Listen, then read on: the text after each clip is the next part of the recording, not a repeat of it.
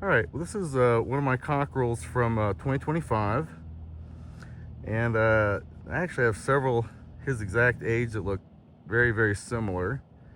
And I've got lots of younger birds that look similar that may end up being better. But this guy I liked. I wanted to pull him out mostly because I like that comb.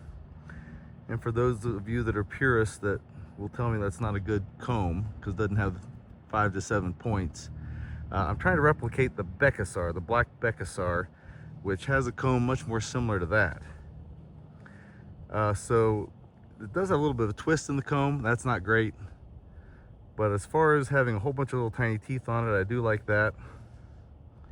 And having more of a blade style comb. If you don't know what a black Beccasar is, you can Google black Beccasar and get all the information and photos you could ever want. But it's mostly a not very fertile hybrid of green jungle fowl with an Iam Samani.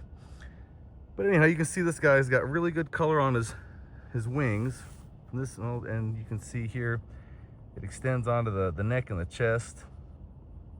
It's all angle dependent, so it's hard to get it all at once.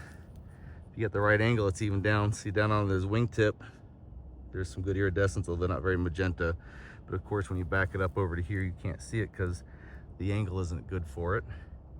The tail could look better, but partially that's just from living in a pen with a bunch of other birds for so long that they tend to get beat up. You can see they usually don't cooperate because they're not very tame. So we might not be able to get him to cooperate very long to get different angles on him where you can see the color. But for those of you who've been following this project for a while, probably know pretty much how this works.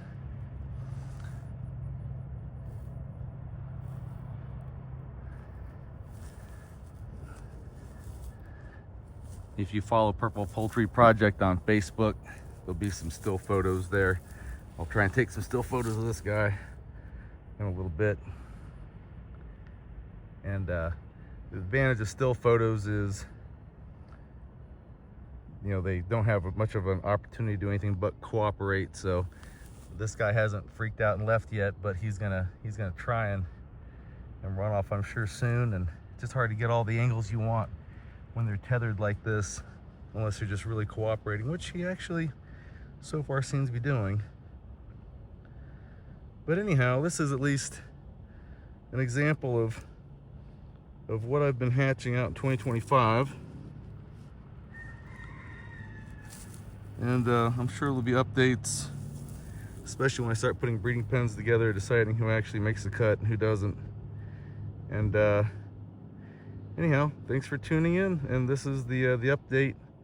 And I might do another update with my best longtail cockerel too, but again, those are all going to change as these birds mature. These are the oldest birds I have from 2025 hatching, and I have some chicks that I hatched out just 2 weeks ago. So there's going to be still a lot of changes in the program before we actually put the breeding pens together.